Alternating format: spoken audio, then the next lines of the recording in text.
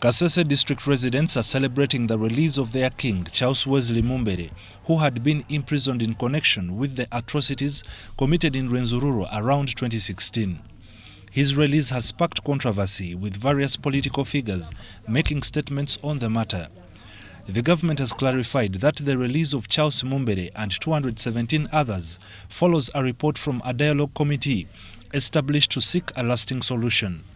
The committee was comprised of representatives from the royal family, led by the Queen of Rwenzururu, and government officials led by Dr. Ambrose Agona, the former executive director of NARO.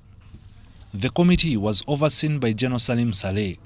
And they spent around, I think, close to 4 months interviewing people, studying documentation, looking at the whole situation, what happened, and they came out with recommendations. And it is these recommendations that have led to what you have seen. Nevertheless, some politicians and analysts have expressed concerns about granting amnesty to individuals believed to have committed atrocities. Typically, amnesty is granted to those who acknowledge their involvement in such acts and plead guilty.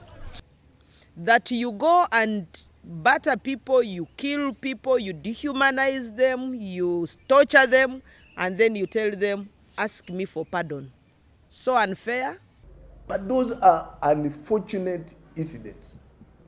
And we should say, no, it should never happen again.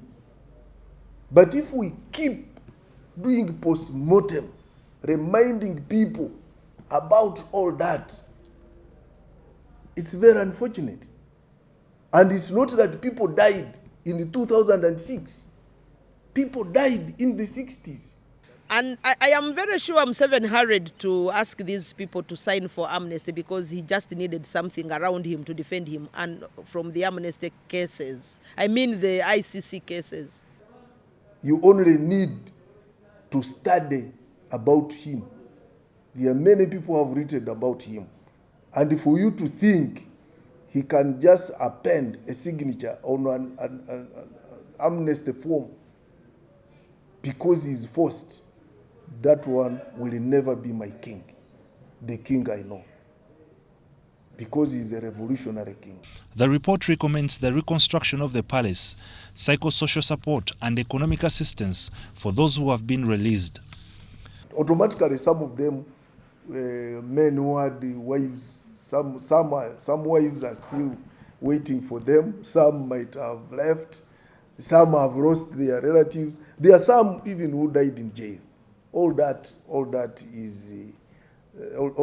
be handled. The period of imprisonment, according to Godfrey Kabyanga, the State Minister for National Guidance, should serve as a lesson to the people of Kasese to promote unity and cooperation, so that we can redirect our people into socio-economic transformation activities, support President Yoweri Museveni's initiative on wealth creation.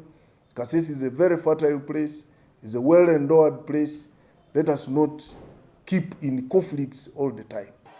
Prior to their release, Mumbere and others were facing charges including murder, attempted murder, terrorism, and treason. Ivan Kahwa, UBC News.